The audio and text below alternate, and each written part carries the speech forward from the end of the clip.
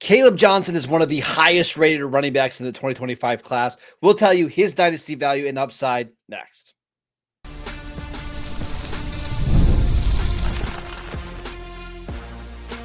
You are Locked On Dynasty Football, part of the Locked On Podcast Network. Your team every day. Here are your hosts, Marcus Mosher and Kate Madjuk. Welcome back to the Locked On Dynasty Football Podcast, part of the Locked On Podcast Network, your team every day. We'd like to thank you for making us your first listen of the day. I am your host, Marcus Mosher. You can follow me on Twitter at Marcus_Mosher. Joining me today, as always, is Kate Madjuk. You can follow her on Twitter at Kate Madjuk. On today's show, we're taking a look at Iowa running back Kaleb Johnson, who is widely considered to be the second best running back in this class. A lot of people have either him or Marion Hampton at 2. But let's talk about Kaleb Johnson, the fantastic running back from the Big Ten. Kate, let's start with the film. What did you see when you watched this tape? Saw a lot of power, explosive playmaking ability, contact balance, and vision. And I think that all around a pretty solid profile to move forward as a 3-down back in the NFL. Has some work to do maybe in pass protection, didn't use like a ton of creativity as a receiver, but this dude is a bona fide bell cow coming out of Iowa, 21 years old. He's a junior, former 3-star recruit, 6 foot, 225 pounds. He's got an excellent frame for one of these bell cow roles. Like I said, vision, patience, contact balance. That's the way that I saw him winning on tape. What do you got for me? Yeah, I think he is a downhill physical running back that once he gets a little ahead of steam, he can be really hard to bring down. I don't think he's the shiftiest or most dynamic running back in the world, but he's like a hammer, right? Like you give him a little crease, he gets into the hole against the linebacker, against the safety, he's got no chance. He was uber productive this year at Iowa, 23 touchdowns. He was a consensus All-American pick, only behind Ashton Jeanty. There's not a lot not to like. The only thing here is the receptions, Kate, only 29 career catches, but that's not really too big of a concern because most of these Iowa running backs just don't catch the ball out of the backfield. We did see him have some soft hands when they threw him the ball, but I think in the NFL, he's mostly going to be a screen dump off type of receiver, which is fine. That's still plenty good enough for us in our dynasty leagues. I think there's a lot to like from his tape. Definitely a lot to like. Led the Big Ten in terms of total rushing yards, scrimmage yards, rushing touchdowns. Like the dude was uber productive. And like we said, unlike, maybe the Mountain West for Mr. Ashton Jeanty, we did see a little bit, in the Power 5, we get a little bit more of that like oomph when we see that kind of production here. Now, Kaleb Johnson, I will say, like in general, I think has this, ability to run downhill. But what I really liked about, him in comparison to maybe an Ashton Jeanty is the fact that I saw a little bit more ability laterally than Ashton Jeanty, maybe not like the pinnacle to his game, but I thought maybe a little bit stronger in that regard. And I think the patience is probably the biggest takeaway for me when I'm watching Kaleb Johnson. I see the vision and I see the patience, which comes together to kind of follow these beautiful blocks. And that's what ends up, I think, creating so many of these explosive plays is the fact that, okay, he's reading these blocks. He's reading the blocks well. He's allowing the blocking schemes to develop. And then that's allowing him to use all of his physical attributes as this downhill runner to create a ton of explosive plays. And yeah, that's going to lead, I think, especially if he plays behind a good offensive line at the next level, to plenty fantasy production. I will say one of my favorite things about Kaleb is you can watch a bunch of runs where he is, playing under center, right? Quarterback under center. It's a lot of downhill runs, and those translate really well to the NFL compared to taking a bunch of carries out of shotgun. And you're right. Like you see the vision inside the tackle box. Like If there's a little hole opening up, he generally does a pretty good job of finding it. And then because he's so physical and he's a good athlete, he can get through that hole and really pound defenses into submission. My only concern for him is I just don't think he's all that creative in the second level. And maybe that's just his play style. Like he would rather show how physical he is rather than trying to force defenders to miss tackles and force, basically force them to not contact him. I think he wants to show how physical and how aggressive he is. Sometimes I think that can be an issue once we get to the NFL, but to his credit, no fumbles during the 2024 season and really no injury history. So he's been able to make it work at the Big Ten level. Will he be able to make it work in the NFL? We'll see. We're going to get to this a little bit later when we talk about maybe some fits. But to me, I think his landing spot will matter a little bit because we saw this year some of the efficiency numbers were pretty bad when the run blocking just wasn't good. Shocker. Running back needs good blocking to make it work. But we're going to talk about some other running backs here over the next couple of weeks that I think can maybe survive a little bit better when the blocking isn't great. That's not Johnson. I want him to be in a scheme that more of a gap scheme where they're moving guys off the line of scrimmage. And then if he can get a little bit of a lane, that's where he can make defenses pay. Yeah, once they open up even that little bit of a hole, like I said, that vision comes into play here because he can, I think, identify those spots where the gaps are opening up and just shoot straight for them. And I think what makes him so, impressive, generally speaking, is like you said, he's not necessarily a guy that's going to have a ton of creativity in terms of like avoiding tackles, but he does have a ton of play strength. Like we mentioned, that 6 foot, 225-pound frame. He has a lot of play strength to his game, and that's translated to plenty of yards after contact. And, again, that kind of physical play style for a team that wants to play some bully ball, maybe, an AFC North team who like just wants to run the crap out of the football, play that time of possession type of game. I think he could be one of these sort of grinders that really can make a difference in that regard. But he's not going to be a guy that wins with like speed and a ton of jukes. He's just he's going to wear you out as that game goes on.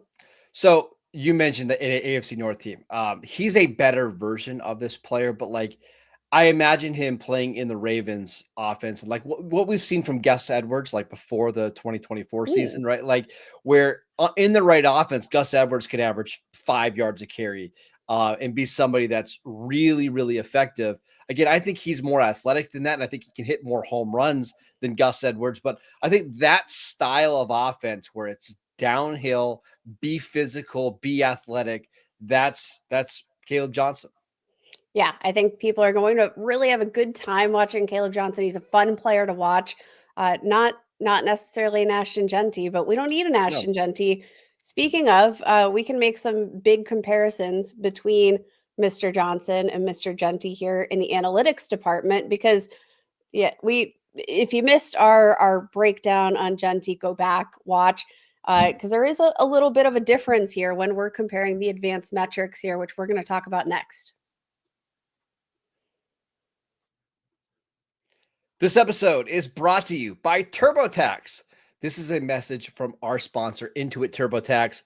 Taxes was waiting and wondering and worrying if you were going to get your taxes done anytime soon and if you were going to get your money back, and then waiting and wondering and worrying some more.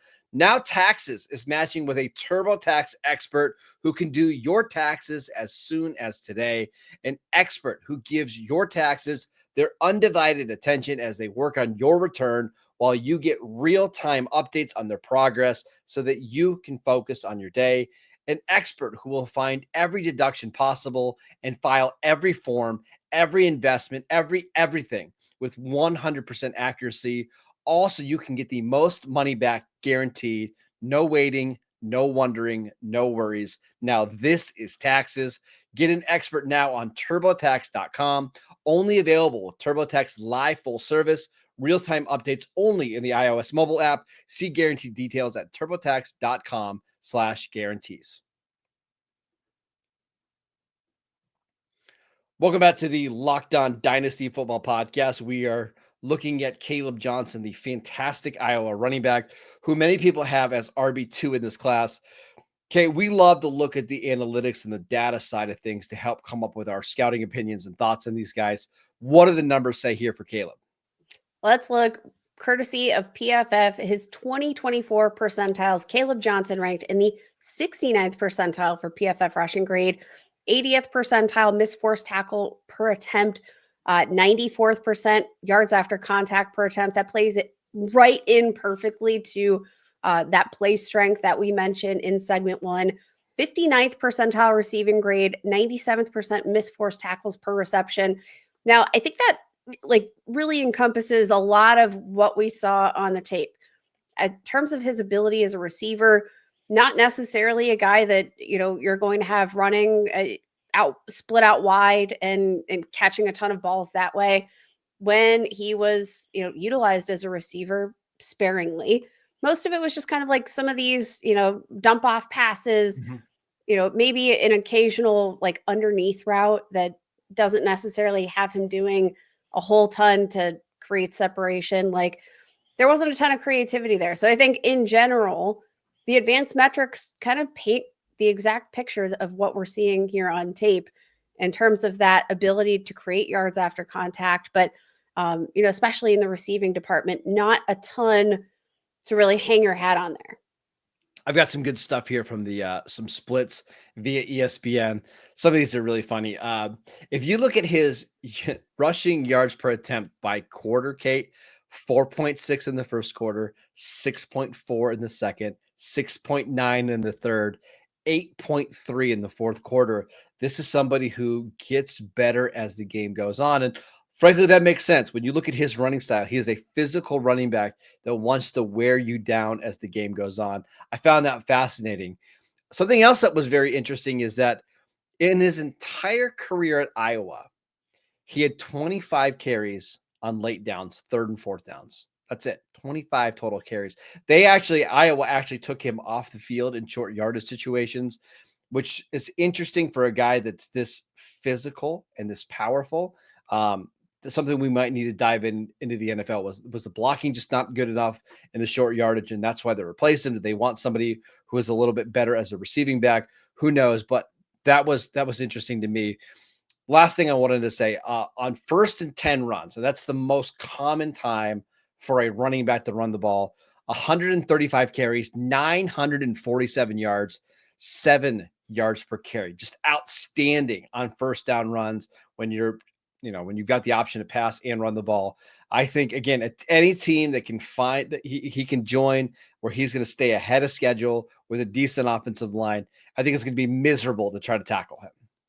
Yeah. And I think generally speaking, when you're looking at, those splits by quarter, looking at what he does in that regard, it is going to be perfect for one of these teams that just wants to possess the football. He's going to be an exhausting man to cover. He's going to be a nightmare, I think, for opposing defenders in that regard. And, a big part of that is that physicality, that ability to generate yards after contact, that ability to take some of these hits instead of, like you mentioned, when he breaks off into the second level of the field, not necessarily going to juke away from contact. No. He's going to just kind of play through it. But that's part of that physicality that I think does play into what he is so good at. The biggest surprise of all, like you mentioned, that short yardage situation. Because I think when I'm watching Kaleb Johnson and when I see, his ability, against maybe a stack box, he feels like he would profile as an ideal short yardage type of back. Do you have any idea or any speculative idea about what might be going on there? I'm not quite sure what was going on, unless that was just that was the time that Iowa felt like it was best to rest him. I know there were some people that felt like maybe his pad level was a little high, and that's why he wasn't super successful on short yardage. Generally, the guys that do really well can get low to the ground, and maybe that's something he can work on in the NFL. But just something to monitor. Kate, one of the things I wanted to ask you is, we've seen over the last month or so Kaleb Johnson being ranked anywhere between 25 and 50th on a lot of these big boards. Do you think he is somebody, just based on what you saw on the film and through the analytics, that could sneak into round one of the actual NFL draft? I have him pegged as more of a round 2 guy. Okay. And that is, coming at this from an era where, I think the running back position in general, we've got a lot of different opinions right now Mhm. about the running back position. But the one consensus position that most people have is that this is a pretty deep class at running back. So when I'm kind of looking at, like, okay, who are we going to prioritize in terms of this draft order? I do think obviously Ashton Genty's got the generational prospect tag, probably going to go somewhere in the top 15. I think, that I don't know if he's going to make it past the Dallas Cowboys, what, at Oh, hey. 12? Who knows? But I think after that, you're looking at a guy who profiles as a really good workhorse running back. He profiles as a bell cow, but is there enough, athleticism, natural gift to differentiate him into the first round? I don't necessarily think so. And that doesn't mean that I don't think he's going to be a really good NFL running back, but we do see sometimes when there's a lot of depth at a position, teams can feel like they, don't necessarily have to spend up in these early rounds because they know what is available in the second, third round. And I I, I have a hard time picturing him going as early as round 1. I tend to agree with you. I think he is more of a second round running back. However, I just won't be surprised if some of these teams that are drafting like in the later portions of round one want to get ahead of the running back run. Like, let me give you an example. You and I both think the Chargers are a team that desperately wants to draft a running back, right? And I think they want to draft a feature running back with Gus Edwards and J.K. Dobbins, free agents this offseason. Maybe they feel like at pick 55, there'll be 5 running backs off the board. They just won't have their choice of the guys, right? So I think pick 22 is a reach for Kaleb Johnson, but I also think Kaleb Johnson in a Greg Roman offense, which is downhill, has a good quarterback and a good offensive line with those 2 tackles. I think that makes a lot of sense. Again, I think that's too rich for him, but it won't shock me if a team, let me give you another team, like the Raiders who drafted 37, maybe they feel like, hey, we're going to be running this Chip Kelly offense. We want to be running the ball a ton with Pete Carroll. Let's go up and grab him at pick 32 so that we don't get stuck behind a run, because the Browns, the Giants, the Titans, Patriots, maybe all those other teams would be interested in him. What I'm saying is I just won't be shocked if he ends up going in round 1. Yeah, I can see it kind of playing out either way, but generally speaking, when I He's a see round it, 2 like, running back for me. yeah, when I'm picturing a first round running back, I want the physical gifts to kind of match. Like when you think of like physical gifts, right? You think of Bijan Robinson, special athlete. You think Yeah. of Jahmyr Gibbs, special athlete whose talents in the run game complement that just as well. I think Kaleb Johnson, he's a good athlete. He's got, you know, decent top end speed, but it's not going to blow your socks No. off any day of the week. Like, I think we're kind of projecting him to probably run in like the 4.5 range, I got it. low four From the fives. spring is 4.52. So again, 4.52 at 225 pounds, more That's than great. fine. Yeah. Yeah. But again, like I don't know. I think we can picture a little bit of everything here. And what I care probably most about Kaleb Johnson is not going to be necessarily where he lands in the NFL draft. It's going to be like the destination. It's not Right. going to I be how agree. high he's drafted. It's going to be where he goes. 100%. Let's talk about his current dynasty value, thanks to Dynasty League football and some of our favorite player comps. We will get to that next. This episode is brought to you by FanDuel. When the game tips off, the NBA action is just getting started, and there is no better place to get in on the action than FanDuel, America's #1 sportsbook. With FanDuel, you can place live bets throughout the game, so even if you miss the opening tip-off or just want to bet on a fourth quarter comeback, you can stay in on the action. And if you're looking for a bigger payout, you can even combine your live bets into a same-game parlay. I love using FanDuel's live betting because it keeps every moment of the game exciting, whether I'm backing my favorite team, the Lakers, for a late game rally or picking a player to hit a clutch three, I never feel like I miss my chance. Plus, the app is so easy to use. And when you win, you get paid instantly. Right now, new FanDuel customers can get $150 in bonus bets if your first $5 bet wins. Just visit FanDuel.com to join today. That is FanDuel.com for your shot at $150 in bonus bets and make every moment more with FanDuel, the official sports betting partner of the NBA.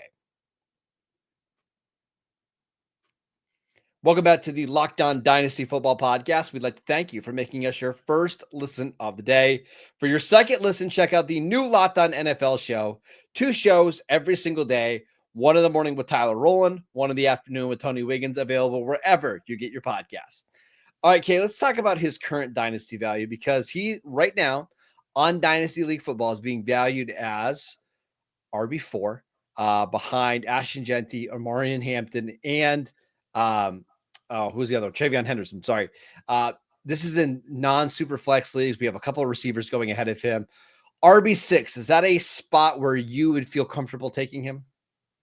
I think that seems pretty fair because I do think the upside's pretty tremendous for a guy with his skill set, especially in the right position. Now let's talk comps because I think that could be an insightful look at kind of what type of running back are we going with when you're watching Kaleb Johnson. What type of runner do you see? What's his best NFL comp for you?